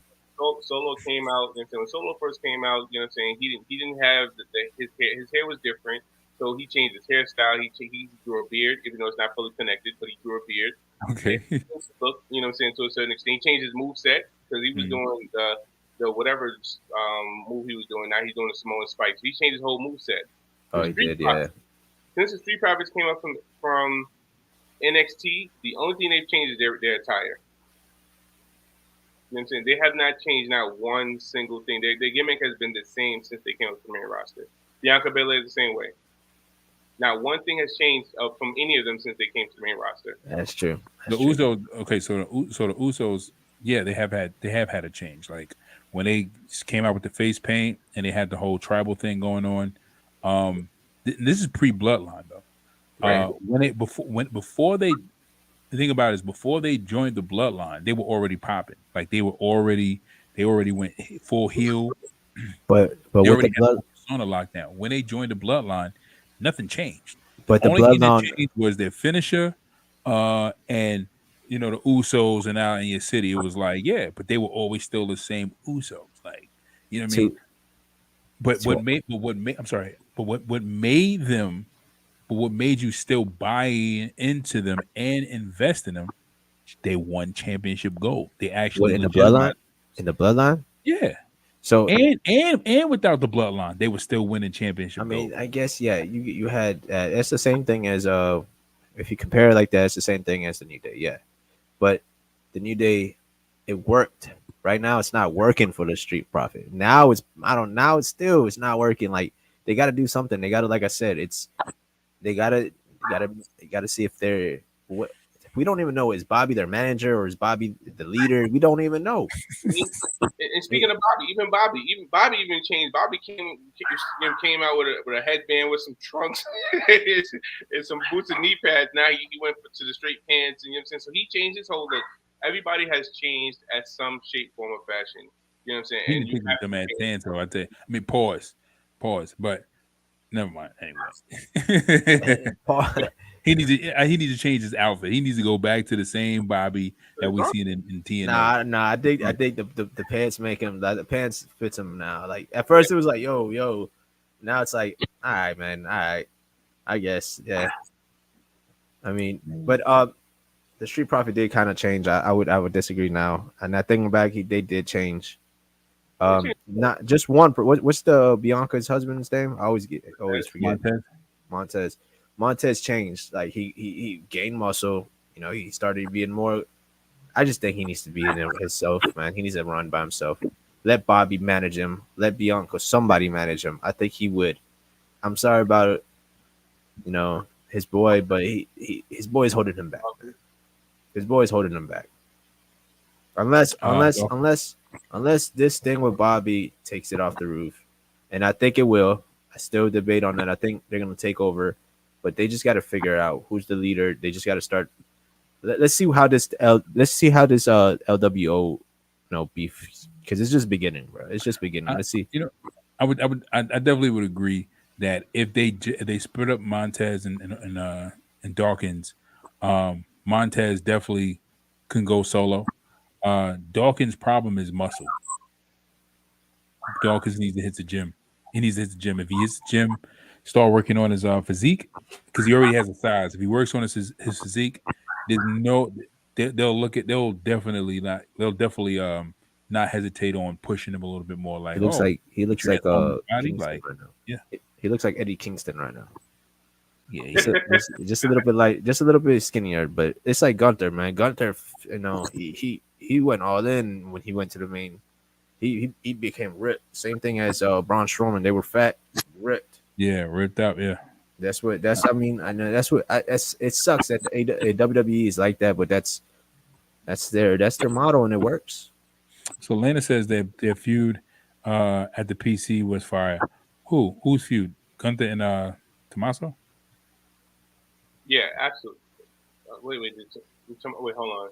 I don't remember if Tommaso and Gunther even crossing paths well, she's gonna say who's feud. Hey, but back to the Rumble. I think honestly, I don't know. Right now at this point, I don't know who it is gonna win because it's like a toss up now. We won't have a better idea. It's like December. Yeah. That's the only thing because they're trying to plant more. They're trying to plant the seed back to. It was smart that promo that Michael Cole with Cody tried to plant that seed back to. It's time for you to finish the story. I like that. Yeah, because they're planting a seed. They are planting a seed now, and Cody didn't get to finish his statement on Monday Night Raw, which will cause them to come back around to it, huh? I think Cole was kind of pushy, but I'm like, all right. He was like, yeah, you got a great moment. So Cody's like, yeah, it was a great moment. Yeah, I understand that, but you're not answering the question. Like I was like, Dad, Cole. Right. He's a journalist, man. He's a journalist. But no, that's true. SmackDown, you mentioned that earlier, Jay. I was going to touch on that too, but how Cody ran into Roman and they just stood there and they had that face off, and I was like, okay, they're building for it. They're planting this, and they are planting the seeds now. They are planting the seeds. They talked about finishing the story, him running into Roman, because LA Knight even again. Oh, she said DIY. Yeah, in NXT DIY. Yeah, they had. It was fire. Oh yeah, DIY. Oh, Ciampa and what's his name? Johnny Wrestling. And Gargano. Yeah, they had. I think they had one of the best feuds in NXT history. Honestly, to be honest with you, like I think their feud and their matches. It was definitely storyline driven, but like their matches, like the unsanctioned match, and I think they had a couple other matches. I think they had two unsanctioned matches when they thought Candice turned on Johnny and she kicked him in the jewels. You know what I'm saying? And Tommaso was like, yeah, and then she ended up turning on and come to find out Johnny had a cup. Like their feud was fire. Like if you guys want to go back and see some dope fire matches, you know what I'm saying? Go back and watch Ciampa and Gargano's matches. Like even when they took the ring apart and Tommaso hit Tampa with the Widow's Belt on the wood part of the ring. Like the match was fire. Yeah, no, I seen it. Yeah, that match is dope. I think did I watch all three? I seen the one when he ripped the ring up. That was dope. But oh yeah. So but they are planting seeds though. Yeah, They are planting those seeds. Those seeds are being planted. Cody is coming back around, but I don't think they're gonna build. They're gonna use the rumor I heard though. I read this article maybe 2 months ago was that when they were seeing how popular LA Knight was becoming, that they said they were going to push him in the main event picture, but they said they don't see a title for him in the future. They said not a United States title, not an IC title right now. They don't see a title for him in the future. They may wind up having him hold a title, but then it's just like, does he really need a title? And they kind of looking at it like, he don't kind of really need a title, but we can use him in the main event picture and have him around the main event picture against opponents. But I think LA, I don't know. You know what? I just can't. I can't get over. I can't get over The Rock him and being Steve, a Stone Cold. I can't. He is. He is a rip off. If anybody has ripped off anybody, he is the exact. Like we know. Like we look at Seth Rollins. Like we look at Seth Rollins. Seth Rollins obviously is a Triple H protege. But when I look at the next Triple H, I'm like, that's Cody. Cody. Like when you look at Cody, you kind of break down Cody, you break down Triple H, you're like, Cody's the next Triple H. But Cody, you don't. Cody's not a ripoff of Triple H. You look at So I'm glad you said something like that. It's like when CM Punk dropped the pipe bomb, we was like, oh my god, it's the next Stone Cold Steve Austin. Yeah. We thought it was the Stone Cold Steve Austin, and didn't happen. When the Shield came, it was like, and then when we heard Dean Ambrose promos, were like, oh, this could be the next next Stone Cold Steve Austin. Mm-hmm. Didn't happen. Now that there's actually someone that is like not that is doing the same blueprint of The Rock and Hulk, and it's like, oh, now we see it. Now, no, it's crazy how that is. It's the same thing as what you said. The next Cody, like it's like Seth. We think people wanted him to be the next Triple H, and at first we were like, oh, he could be the next Triple H, and then he started going on. It was like, nah, he can't be the next Triple H. Now, like you saying, now we see Cody. Cody's low key not doing the same thing, but you also got to think about Triple H is copying also when Dusty Rhodes type. Or a Ric Flair type. So I guess they're just trying to. I guess like I said in the past, it's like you have two people now that are in the top baby faces from like are mocking different eras, are like a copycat of the different eras. You got the Ric Flairs and Harley Race in Dusty Rhodes era, which is Cody, and I would put Triple H in there, and then you have LA Knight copying the Attitude era. See, the thing about it is though, so when it comes to Triple H, being like a copy of Ric Flair, he was with Ric Flair. Him and Ric Flair were walking down the ring together, like, and it wasn't, and you can tell that it was like at first you're like, this is not my Triple H. This is not my Triple H who wears the. Pause, but who wears the motorcycle jacket with the jean jacket with the big old Triple H logo on the back, and he got the sledgehammer. Like, this guy's coming out with a suit and his hair's freshly permed and everything. Like, what are we doing? But then what happened was when I started to really look at it, I was like, oh, he's just giving us a modern day version of the Four Horsemen, but with his spin on it. And it didn't feel like, it was like you looked at him and you was like, oh, this is like the modern day Four Horsemen, but it's evolution. But it wasn't the Four Horsemen. It was just like WWE's version of the Four Horsemen, but evolution. But Triple H was still Triple H. Triple H didn't act like Flair. He was dressing like Flair, you know what I'm saying, with the suits and the glasses and stuff. But he wasn't acting like Flair. Like he was still Triple H. But but he had he had Ric Flair with him, and you could tell it was an homage. It was paying homage to Rick because Rick was actually in the group, so Rick was co-signing it. So it was like he was like you could it was like a mentor mentee kind of situation that made sense, but you didn't see Stone Cold mentor Drake, Eli. I mean, whatchamacallit, LA Knight. He just came Eli out of Drake. nowhere with the and the vest and everything, and it was just like, okay, what are we doing?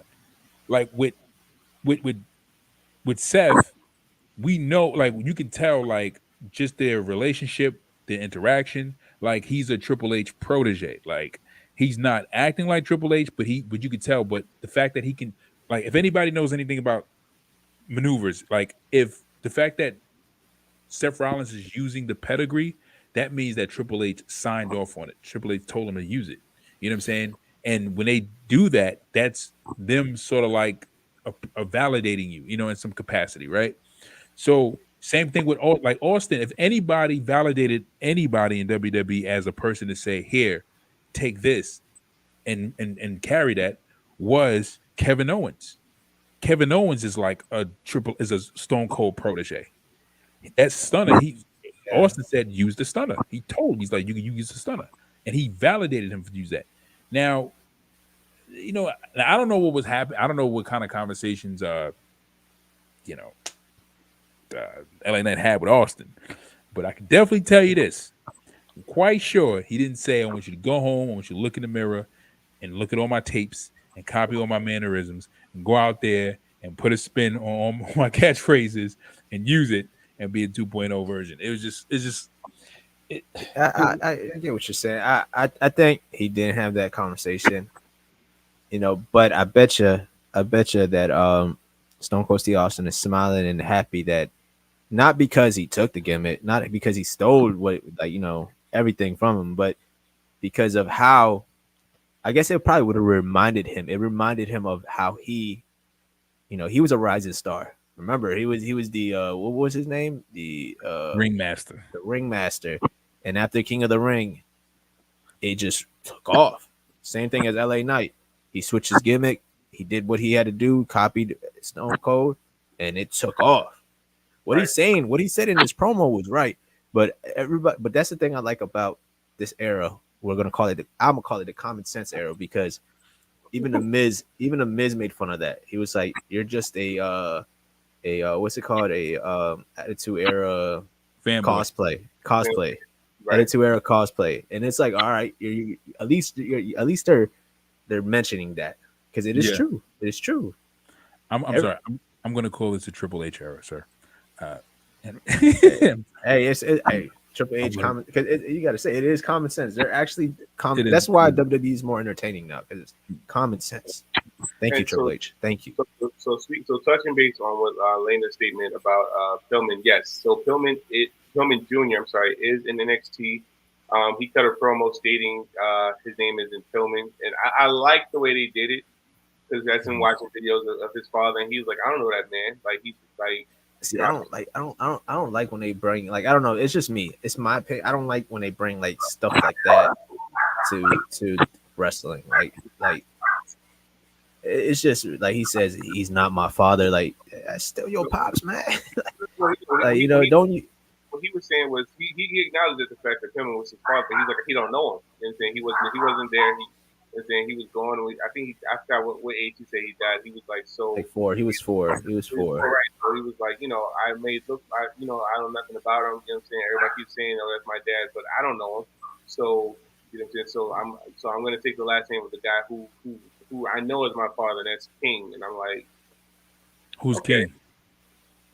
I don't know. I guess he'll explain. I guess it's his mom's. It's his Lexa. I think it's what is his name now? Alexis King, I think, something like that. Alexa is his half sister, older half sister. No, not older half sister. His stepsister. Stepsister. I forgot his name, but she died in like a car accident, and then the King is his mom's name. WWE's big on that, letting your real name, stuff like that. So how they kind of branched it, like, okay, we know that Pillman is your father, but let's switch the name. You know what I'm saying? So therefore, you're not Pillman Jr.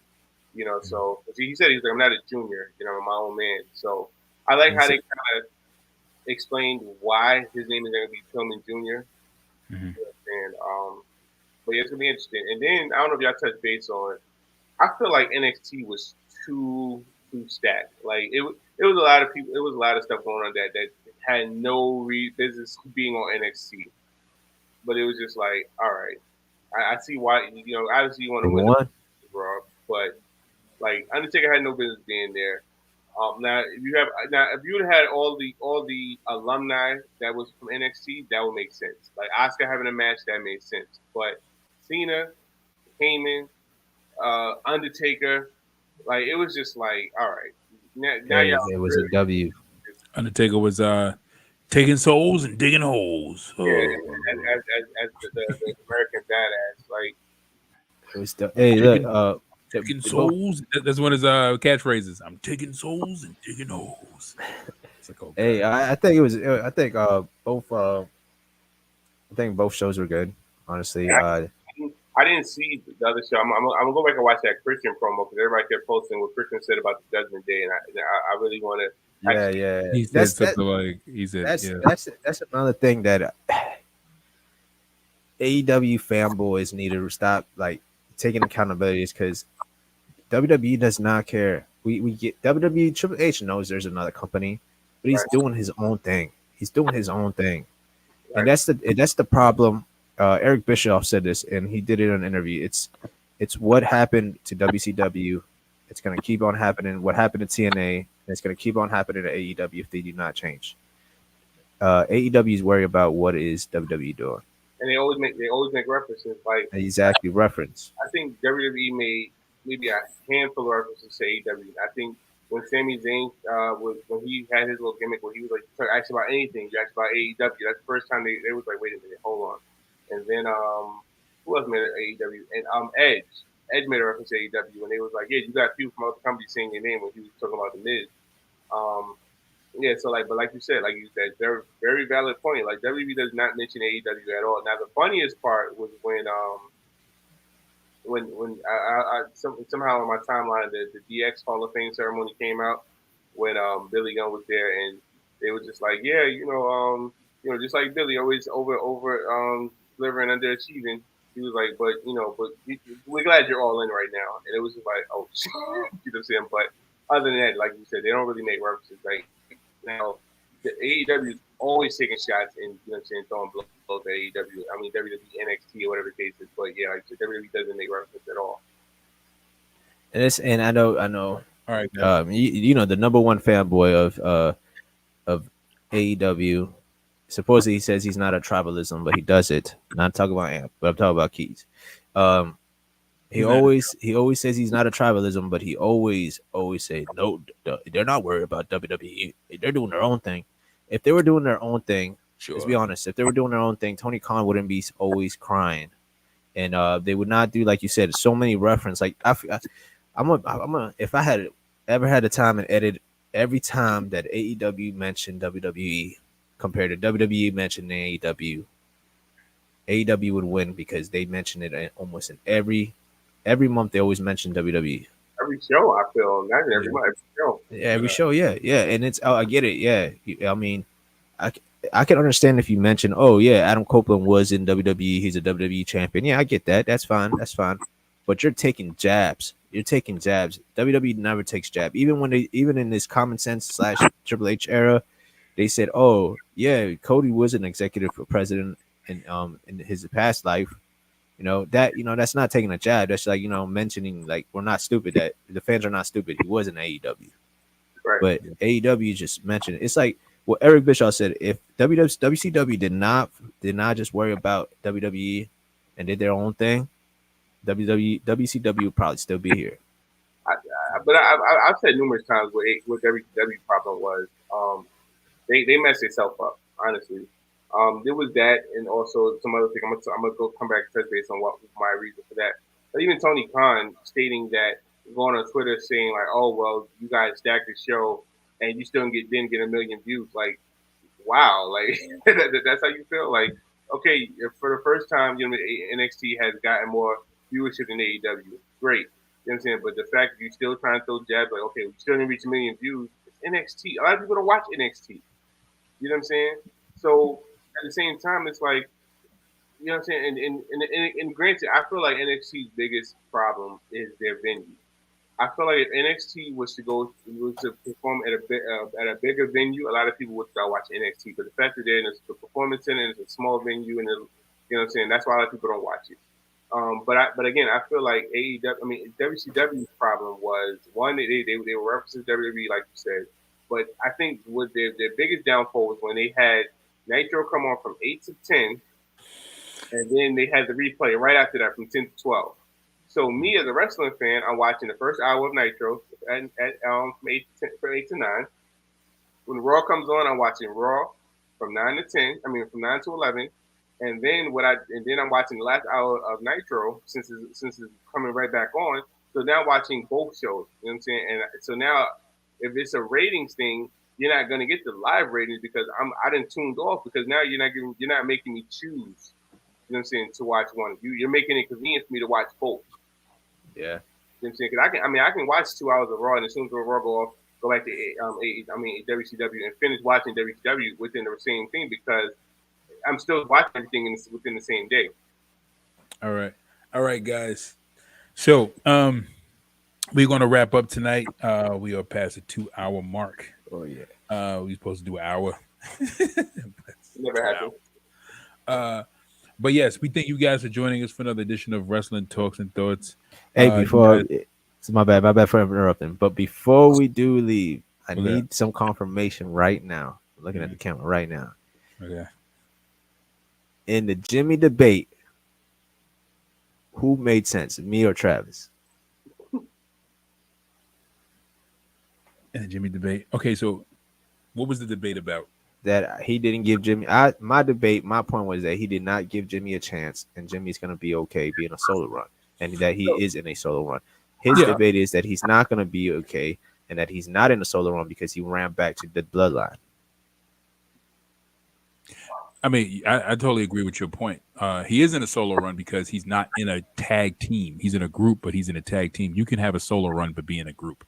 Again, you could be a solo competitor but be in a group. A group is just insurance that, whenever you go against different opposition in the ring or you want to, secure a win, you have somebody that's going to come and cover you. You know what I'm saying? So, but I definitely agree with your point 100%. Trav, you need to step it up. But as far as just seeing the whole picture, because Travis has his views. Sometimes Travis does point out some things that we do miss. But definitely when it comes to that particular topic, I definitely agree with you 100%. I always felt like, just to answer the question, let's just get to it. Jimmy, solo run, Jay, solo run. They're both having a solo run. They're separated. They only function as a tag team together. But we're seeing that Jay is functioning as a tag team with Cody. But yeah. And then one more last thing. We do not know about the CM Punk until Survivor Series or Royal Rumble. After that, if I don't see that, then I'm not, if I don't hear nothing from WWE confirming that they say no, because I don't care what David said. David been saying so much shit that's wrong. If WWE or Triple H says no, and if we don't see it in Survivor Series or in Royal Rumble, then Trav, you won that debate. But so far right now, because we're probably gonna see something about CM Punk next week. And if he says that CM Punk never draws money, he is an idiot because look how many people are mentioning about CM Punk. Look how many eyes are about what is CM Punk's next move. If that's not drawing money, then I don't know what is. Yeah. I mean, well, I believe it when I see it. That's pretty much where I'm at with it. But guys, we thank you for joining us for another edition of Wrestling Talks and Thoughts. Drop your comments in the comment section below. If you guys are catching the replay, give us a thumbs up, give us a like, so that algorithm can start algorithming, and your wrestling buddies can join in on the conversation whenever we go live. We are signing out. I am your host, Saheem the Dream. It's your boy, the protege, Jake McMahon. And your boy Hindu say. And we'll see you guys next week. Peace.